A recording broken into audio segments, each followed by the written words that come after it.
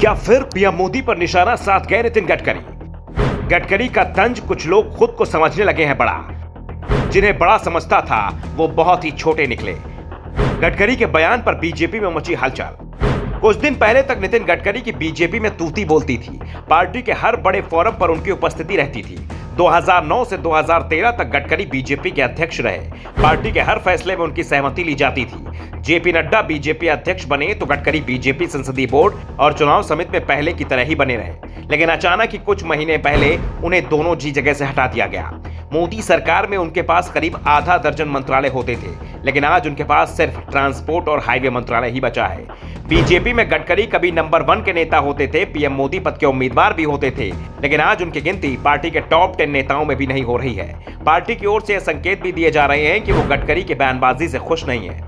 लेकिन गडकरी पुराने अंदाज में ही दिखाई दे रहे हैं। वो अपनी टिप्पणियों से अक्सर किसी को निशाना बना ही लेते हैं। इस बार उनके निशाने पर दिल्ली आ गई। गडकरी ने नाम तो नहीं लिया, लेकिन संकेत जरूर दे दिया कि उन पर जो कार्रवाई हुई उससे वो खुश नहीं है।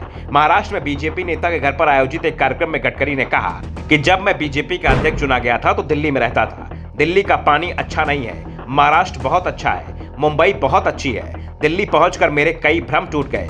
मैं पहले जिन लोगों को कद्दावर समझता था वो लोग उतने कद्दावर नहीं थे, लेकिन जब मैं उनके करीब गया तो देखा वो उतने कद्दावर नहीं है जितना मैं समझता था। छोटे लोग हैं, लेकिन मैं जिन लोगों को छोटा समझता था जब मैं उनके करीब गया तो पाया कि वो कद्दावर थे।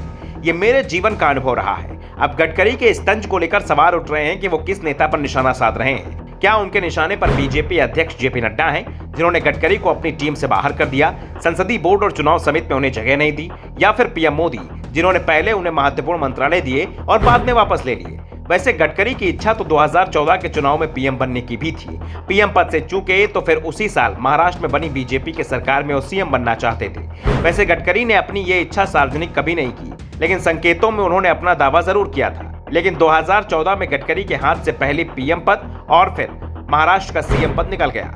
गडकरी की सबसे बड़ी चिंता यह है कि जेपी नड्डा ने उनके स्थान पर संसदीय बोर्ड और चुनाव समिति में देवेंद्र फडणवीस को शामिल किया है, जो राजनीति में उनके जूनियर होने के साथ ही महाराष्ट्र से भी आते हैं और दोनों का प्रभाव क्षेत्र एक ही है।